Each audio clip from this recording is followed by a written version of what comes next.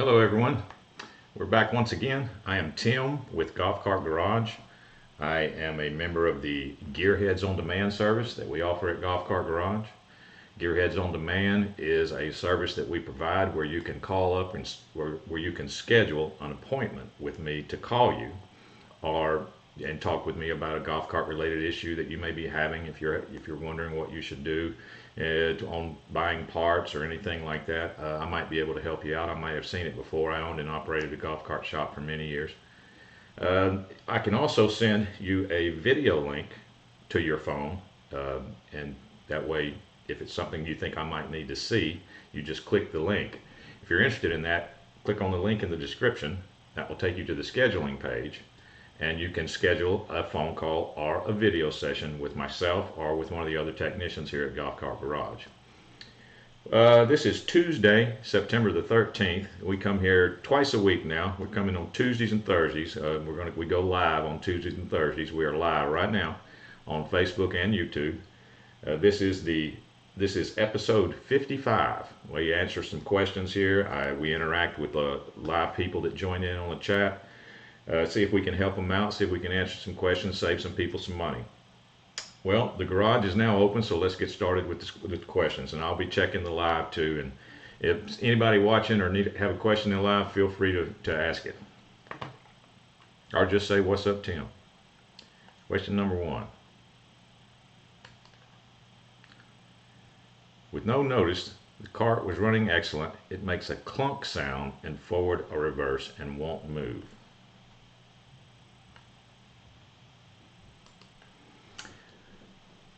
A clunk sound, so that means that something is actually moving.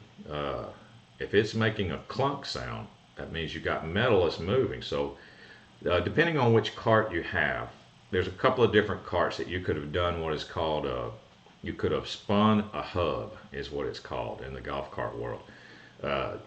If you got an EZGO TXT, it's common, and in some Yamahas that is common. What you can do is take off, if you've got anything on your rim, your rear rim, like a hubcap or something, take that off so you can see the axle nut, and then put it in forward and touch the accelerator pedal and see if that axle nut is spinning and the golf cart's not going anywhere. If it is, then you spun the hub. That hub has got splines on it on the axle, and that can cause that to happen. Check both sides in the rear, and make sure you don't have an axle that's spinning and the golf cart's not going anywhere. Let's see, number 2. I have an EZGO RXV electric 2011. The brake lights were working, but don't now. Tail lights work and rear blinkers work. What do you suggest? Well, depending on if your car has brake lights, blinkers, and all that, that means that you have a street legal light kit. Those normally come, all together in a bundle where they all just plug into each other, and it enables your car to be street legal on roads of 35 miles an hour or less. It classifies it as an LSV, or a low speed vehicle. So anyway, depending on which kit you have, there's a different activation system for the brake light. Okay, I've seen the activation system where it's nothing more than a adhesive pad that you stick onto your brake pedal, and that's the switch. So when you push on your brake, you're actually pushing that pad, and there's a switch inside that pad, and that turns your brake light on. There's that type. There's another type where there's 2 micro switches. When you press the brake pedal itself, you activate a micro switch, and that turns the brake lights on. And when you hit the parking brake, it activates another micro switch, which turns them off, so they don't stay on all the time. There's that setup for the brake light activation. There is a brake light activation where when you touch your brake pedal, the brake lights come on, and even if you put the parking brake, the brake lights come on. But there's a timer that starts going off, and then after the timer counts down, like 16 seconds or something like that, the brake lights will go off because the timer shuts it off. So it just depends on which activation circuit you have for your particular kit, and that's where I would start. I would look at that switch. If you've got a switch, if you've got micro switches, I'd be checking those. That's It's about the only thing I could think of, you know, that would cause everything else to still be working, but your brake lights just aren't working. Okay. We'll get to question 3 here in a second. I'm going to jump over and check the live stream, see if we got anybody in the live or in the chat. Looks like we're good there. Number 3. I have a 6-passenger 2002 EZGO TXT series 36 volt with a 36/48 volt motor. I want to upgrade to 48. What controller and solenoid would you recommend for good speed and hills?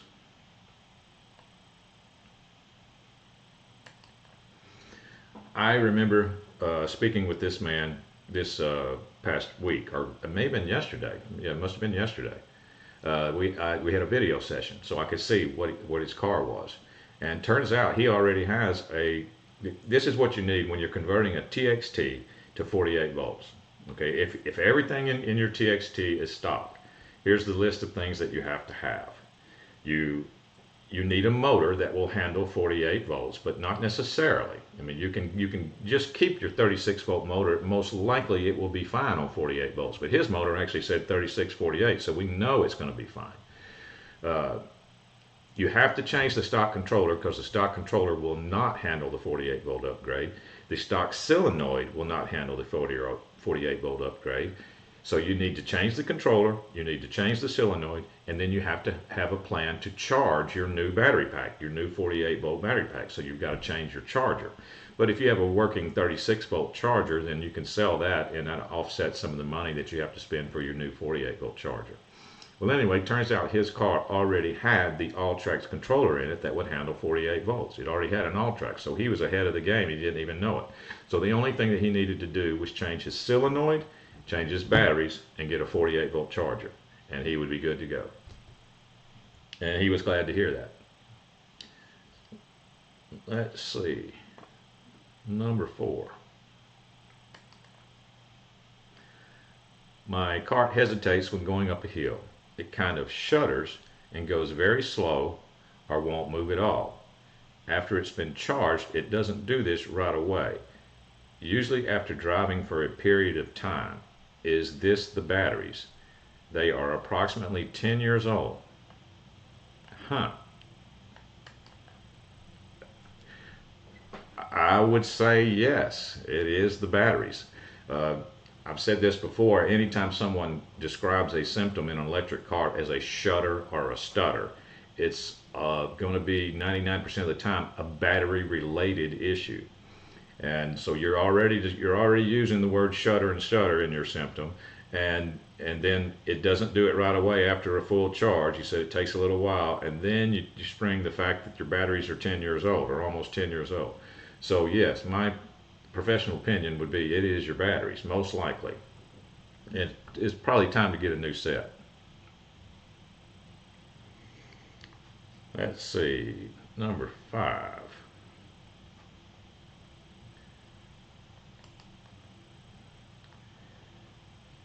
Hello, I have a 2002 Club Car DS Electric IQ, and the front end is making a sound I can't find. I installed a new driver's side hub thinking that's where it was coming from, but the sound did not go away. Also, the sound wasn't there in the first few years I owned it. I put the golf cart up on jack stands and couldn't recreate the sound, only when driving. Also, my seat is starting to tear open. Would you happen to know what I should do to go about fixing it? And I can see the picture, there's a little bit of the tear in the seat there.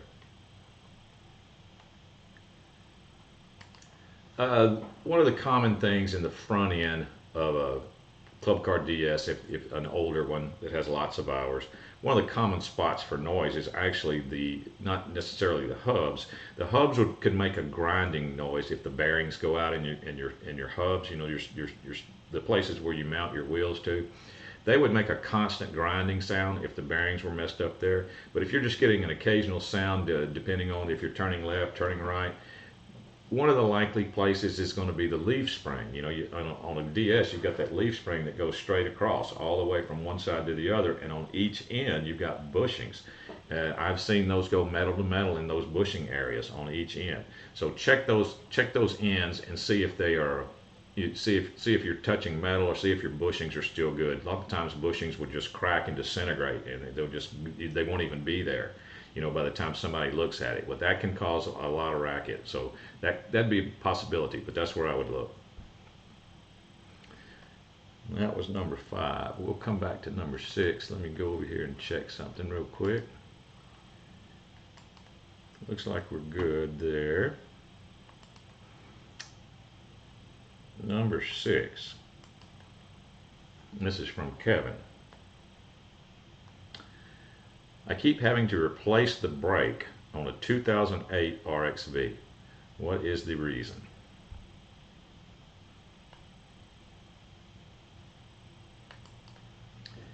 Well, if you plug in, if you get on the internet and you plug in common RXV problems, Google will finish your sentence for you before you even get through typing it out.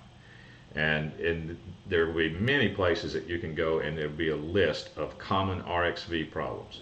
And the 2 most common problems in an RXV are solenoid and motor brake. And your car being a 2008, which is the very first year of the RXV. So I used to work for Club Car when the precedent rolled out. In 2004, I worked for Club Car, and lots of people are going to realize it's not a good idea to be the warranty guy. That's what I was. I was the warranty guy in the first year of any type of rollout, any type of automotive vehicle rollout, motorcycle rollout. For the very first year, the precedent was coming off the assembly line, and I was the warranty guy in 2004. So you can imagine what I had to deal with in 2004 as far as the warranty issues and getting the bugs out. Well, in 2008 is when the RXV rolled off the line for EZGO. So it's a very common replaceable part. We sell quite a few of them. It's just the nature of the beast until they get the bugs worked out.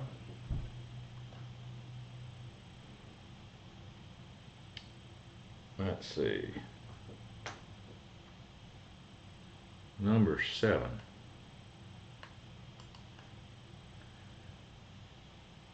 Hi, the right rear tail light went out on my golf cart. We took the lens off, but when we removed the bulb, the socket the light goes into fell behind the support.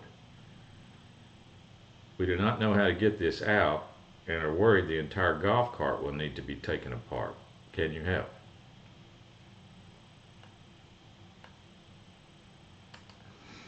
I don't see why the whole golf cart would need to be taken apart. I've never seen one that was like that. Now, you may have to take the entire tail light out. You might, the tail light's mounted in there some kind of way. Normally, the body is cut out. There's a hole in the body that gets cut out, and then the tail light assembly gets put in there. Now, if you were able to remove the lens, that's one thing, but you should be able to remove the entire assembly, and then you'll be able to get to the socket that fell through.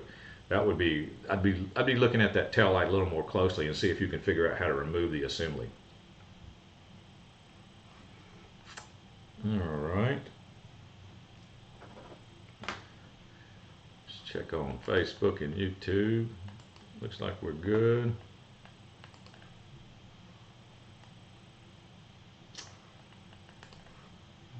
Let's see. Number 8. On my 48 volt Yamaha 48 volt, the acceleration is surging, then really slow. Well, the device on your cart that is responsible for the smoothness of your acceleration on a Yamaha is called the throttle position sensor. It's the device that your accelerator pedal is connected to. It is in the loop for sending a signal to the controller to tell the controller to have smooth output. If it's got surging signal going into the controller, then it's going to have surging signal coming out. So I would be looking at that area for sure.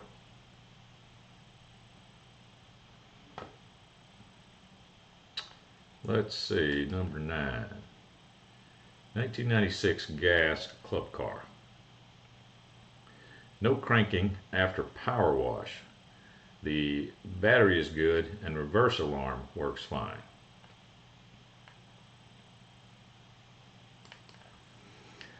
That's happened to me before also. That's happened to me with gas cars. It's happened to me with electric cars. You got to be careful, especially if if you're using a pressure washer rather than just a water hose when you're spraying water under the seat. You obviously got some water somewhere that it shouldn't be. Most likely, since we're talking about a DC system, most likely when it dries out, it will be fine. Some tips and tricks that I learned over the years is those little, I call them squirrel cage fans. I don't know if you know what I'm talking about, but they're designed to like dry carpet, and they move a lot of air. They can move a lot of air. I have several of those, and I use them for countless numbers of situations, and one of them is to help me dry out a car that is having the symptoms you are. I'll put a squirrel cage fan up under the car, blowing up under it so it dry up under it. I'll put one on top, blowing down into the engine compartment. I would bet that eventually you will get wherever the water's at, you'll get it dried out and everything will be fine. Very unlikely that you're going to short circuit something with it, but it might just have to take a while. So I guess my question would be, how long has it been drying? Are we like at a week now or something like that? But you might want to put a fan on it to kind of speed the process up a little bit. That's what I would do. Okay.